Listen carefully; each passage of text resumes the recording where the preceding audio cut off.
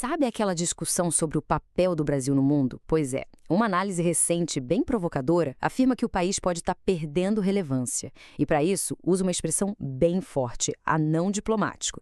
Vamos mergulhar nos argumentos por trás dessa afirmação tão contundente? Anão diplomático. A expressão é pesada, né? E ela não é exatamente nova. Mas essa análise a trouxe de volta para descrever o momento atual do Brasil. A grande questão é, o que teria levado a gente a esse ponto? Para ilustrar o ponto de vista, a análise nos convida a um exercício de imaginação. Pense num futuro próximo, janeiro de 2026. Uma crise de grandes proporções explode na Venezuela. E é nesse cenário que as fragilidades da diplomacia brasileira seriam expostas. E o primeiro argumento forte da análise é que essa suposta irrelevância do Brasil fica mais clara justamente aqui, do nosso lado, no nosso próprio quintal. Nesse cenário imaginado, enquanto o Brasil estaria insistindo numa saída negociada, outras potências simplesmente agiram. E o ponto central da crítica é esse: o país foi totalmente ignorado. Ninguém consultou, ninguém avisou e, claro, o Brasil não teve poder de veto nenhum. Então, como uma operação dessa magnitude acontecendo bem aqui do lado, qual foi exatamente a função do Brasil em tudo isso? A resposta da análise é direta: um espectador. E o argumento é que um líder que simplesmente assiste à história da arquibancada não é de fato um líder.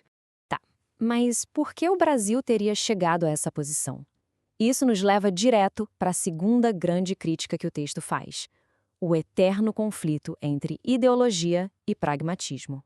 A ideia central aqui é que o Brasil teria trocado uma política de Estado, sabe? Aquela que defende os interesses do país a longo prazo, por uma espécie de camaradagem ideológica. Ao priorizar afinidades políticas do momento e, às vezes, evitar críticas a aliados, o país teria perdido a autoridade moral e, principalmente, o poder de mediar conflitos. Isso bate em cheio no chamado soft power do Brasil, que é basicamente o nosso poder de convencimento. Segundo a análise, com posições cada vez mais previsíveis e baseadas em ideologia, o poder de influência brasileiro meio que evaporou. A consequência?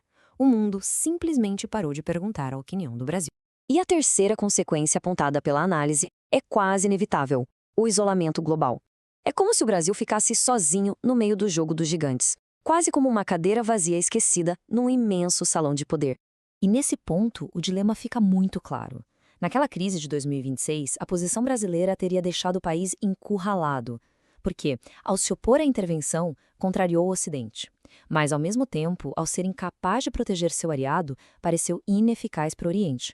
Ficou numa sinuca de bico. O ponto crucial é este: o resultado final dessa dinâmica toda seria a solidão diplomática, uma posição de isolamento, em que não se tem influência real nem de um lado, nem do outro. Isso tudo nos leva à conclusão da análise, que apresenta essa situação não como um destino inevitável, mas como um ponto de decisão, uma encruzilhada crítica para o país.